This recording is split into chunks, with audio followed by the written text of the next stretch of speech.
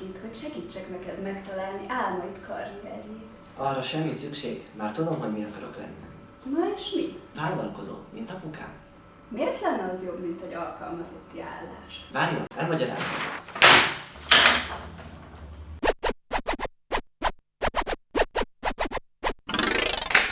Vállalkozónak lenni igazi kihívás. Egy egész csapatot irányíthatsz. Te lehetsz a főnök.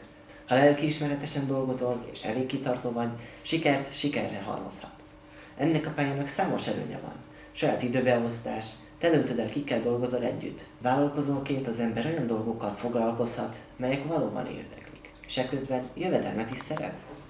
Hiszem, hogy a vállalkozók jobbá tehetik a világot. Olyan termékeket, szolgáltatásokat állíthatnak elő, vagy juttathatnak el a fogyasztókhoz, melyek értéket jelentenek és javíthatják mások életszínvonalát.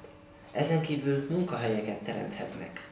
A vállalkozói létforma segítségével az ember megvalósíthatja magasabb rendű szükségleteit.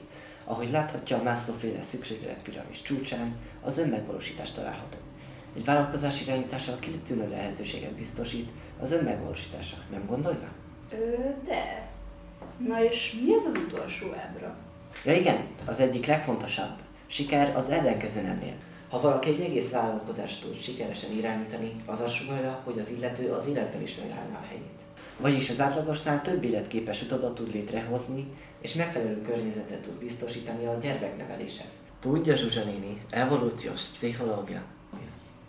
Azt hiszem értem. Meggyőztél. Én is vállalkozó leszek.